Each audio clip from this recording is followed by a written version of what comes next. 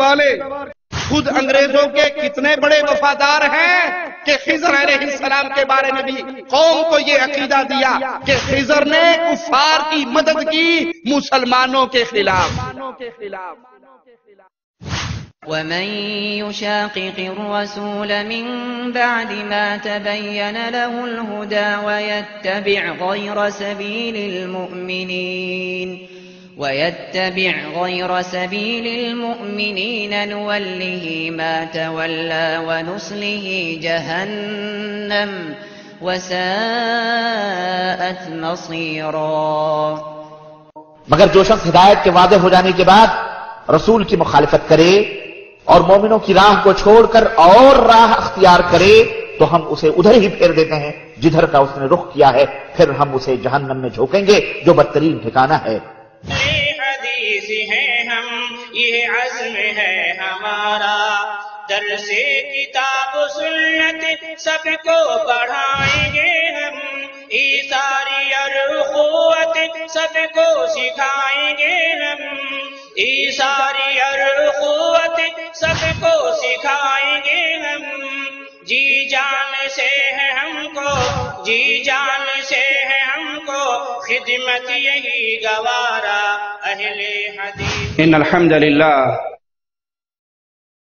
نحمده ونصلي على رسوله الكريم. اعوذ بالله من الشيطان الرجيم. بسم الله الرحمن الرحيم. ومن يشاقق الرسول من بعد ما تبين له الهدى ويتبع غير سبيل المؤمنين نوله ما تولى ونصله جهنم وساءت مصيرا.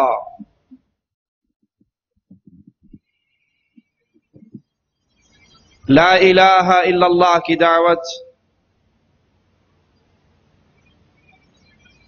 غیر اللہ کے در پہ جھکی ہوئی پیشانیوں کو اٹھا کر سچے خالق و مالک کے سامنے جھکانے کی دعوت، یہ وہ عظیم دعوت ہے جو ہر دور کے نبی اپنی امت کو دیا کرتے تھے.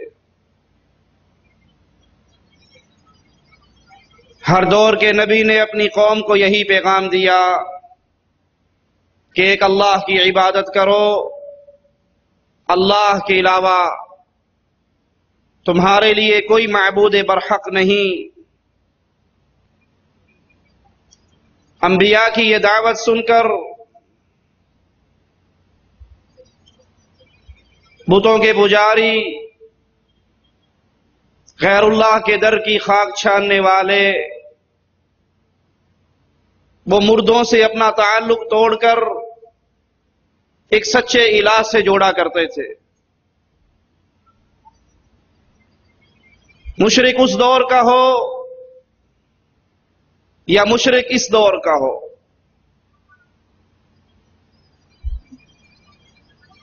جب وہ یہ دیکھتا ہے کہ لا الہ الا اللہ کا پیغام عام ہو رہا ہے، لوگ اس توحید کے سچے عقیدے کے ساتھ جڑ رہے ہیں، اس کو اپنی دکانداری بند ہوتی بھی نظر آتی ہے،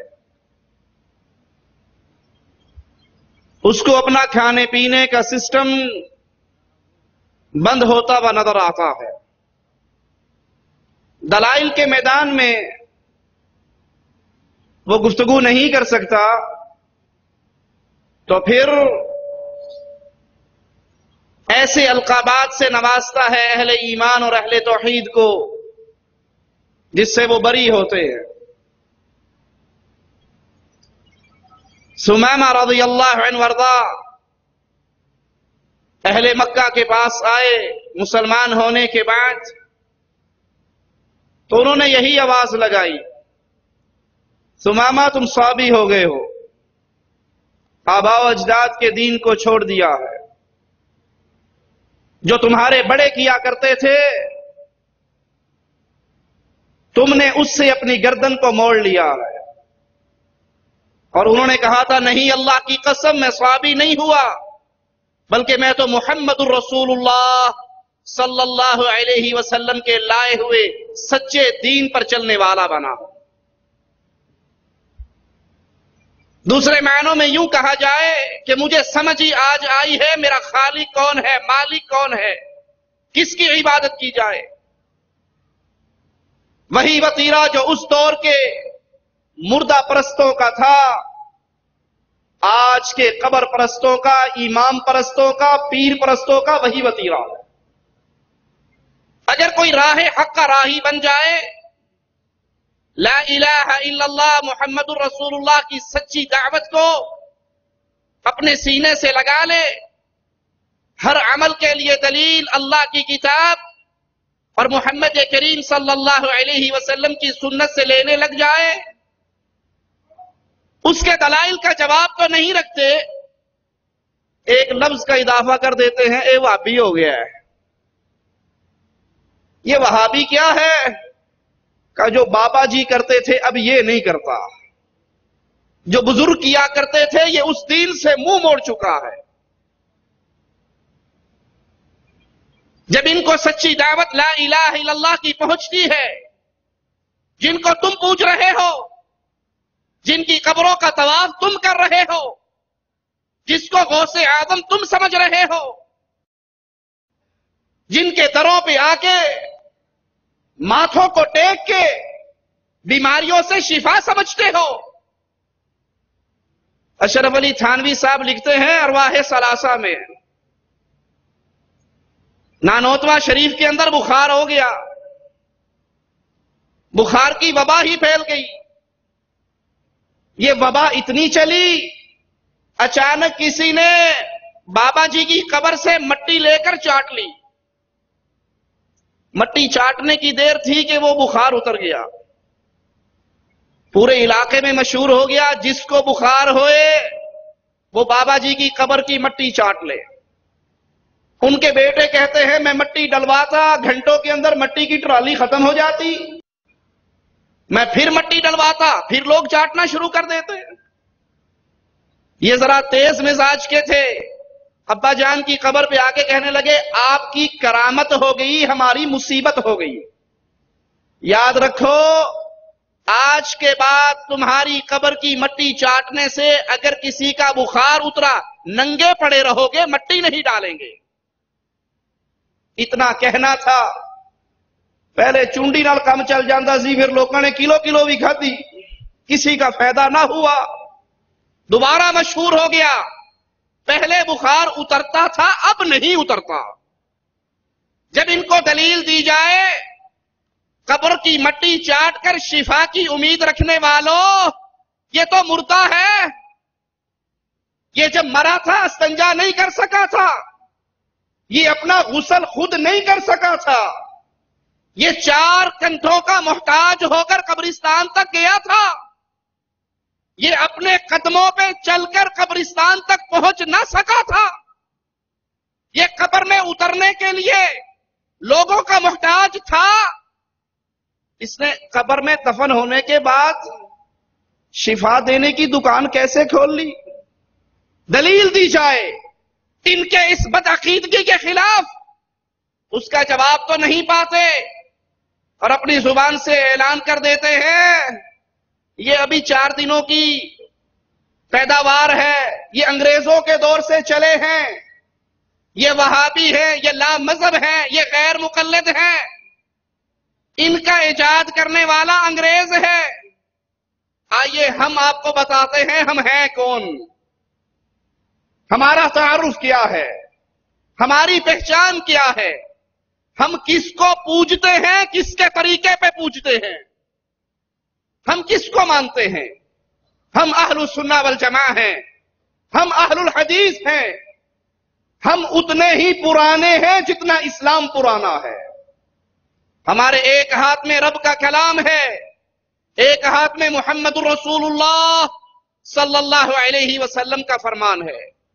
ہم عبادت رب کی کرتے ہیں، پوجا رب کی کرتے ہیں، پوجا کرنے کا طریقہ مدینے والے محمد الرسول اللہ سے لیتے ہیں صلی اللہ علیہ وسلم۔ ہمارے لیے قرآن و حدیث کی تعلیمات حرف آخر ہے، ہم دین اسلام کو ویسے سمجھتے ہیں جیسے محمد کریم نے اپنے اصحاب کرام کو سمجھایا. ہم سلف صالحین کے ماننے والے، ان کے منہج پہ چلنے والے، ہمارے لیے دلیل عرش والے کا قرآن، مدینے والے محمد کریم صلی اللہ علیہ وسلم کا فرمان. ہم اپنے آپ کو کسی شخصیت کے قول پر گردن جھکانے کے لیے ایسے تیار نہیں کرتے کہ اگر اس کا قول، اس کا فعل اللہ اور اس کے رسول کے حکموں سے ٹکرائے، ہم پھر بھی یہ کہیں جی بات تو ٹھیک ہے، حدیث تو ٹھیک ہے، پر ہمارے مذہب میں نہیں ہے.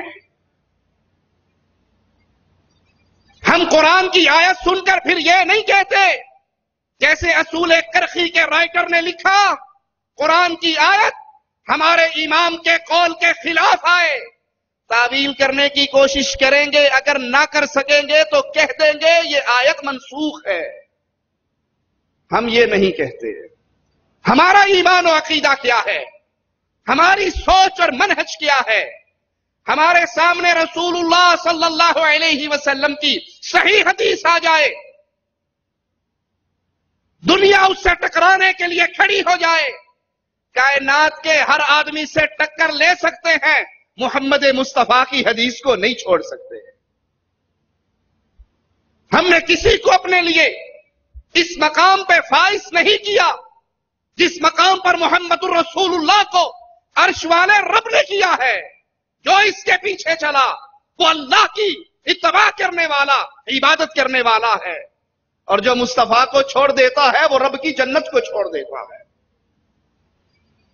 ہمیں انگریز کی اولاد کہنے والوں، لا مذہب کہنے والوں، ہم واقعی تمہارے عقیدے کے مطابق لا مذہب ہیں، کیونکہ مذہب محمد الرسول اللہ کے بعد ہم نے نئے مذہب کو ایجاد نہیں کیا. تم نے تو بستیوں کے نام پہ مذہب بنائے، تم نے ہستیوں کے نام پہ مذہب بنائے، تم نے قرآن و حدیث کے دلائل سننے کے بعد پھر کہا حدیث تو ٹھیک ہے لیکن ہمارے امام کا قول یہ نہیں ہے جو یہ حدیث کہہ رہی ہے. حدیث کو چھوڑا جا سکتا ہے، امام کی اندھی تقلید کو نہیں چھوڑا جا سکتا. رب محمد کی قسم ہم کائنات کے ہر آدمی کی بات کو ٹھوکر مار سکتے ہیں، فاطمہ کے بابا کی کسی بات کو نہیں جھٹلا سکتے صلی اللہ علیہ وسلم. مسائل و احکام کو سمجھنے میں ہم پابند ہیں اس فہم کے جو فہم اصحاب محمد الرسول اللہ کا تھا صلی اللہ علیہ وسلم. کوئی پوچھنے والا پوچھ سکتا ہے آپ کی ابتدا کب سے ہوئی ہے؟ ہم اس کو جواب میں کہیں گے جتنا پرانا اسلام ہے، جتنا پرانا قرآن و حدیث ہے، اتنا ہی پرانے اہل السنہ ہیں، اہل الحدیث ہیں. ہم قرآن و حدیث پہ عمل کرنے والے، قرآن و حدیث کی دعوت دینے والے، قرآن و حدیث کی طرف بلانے والے. یہ وتیرہ رہا ہے اہل شرک کا. دلائل کے میدان میں جب ان کی گود خالی ہو جاتی ہے پھر یہ نت نئے القابات سے پکارتے ہیں، نت نئے تانے لگاتے ہیں اور کہتے ہیں جی آپ نہیں سمجھتے، اہل الحدیث کی مجلسوں میں نہ جایا کرو، ان کی باتیں نہ سنا کرو، ان کے پروگرام اٹینڈ نہ کیا کرو. کیوں؟ یہ انگریز کی پیداوار ہے. ہم کہتے ہیں آج کے دور کے مشرک کا بھی یہی حال ہے جو مکہ کے مشرک کا تھا. وہ بھی کہا کرتے تھے محمد الرسول اللہ کے پاس نہ جایا کرو صلی اللہ علیہ وسلم. ایک آنے والا آیا تھا، ابو جہل کی پارٹی نے مکے سے نکل کے اس کا استقبال کیا تھا اور کہا تھا ہمارے ہاں ایک شخص جس کا نام محمد صلی اللہ علیہ وسلم، ان کے پاس نہ بیٹھنا، ان کی بات نہ سننا. کیوں؟ جو ان کی سنتا ہے انہی کا ہو جاتا ہے. اس نے مکے میں داخل ہونے سے پہلے روئی اپنے کانوں میں ڈالی تھی کہ کہیں گلی میں چلتے ہوئے آواز کان میں نہ پڑ جائے، اور حرم میں آیا تھا مصطفیٰ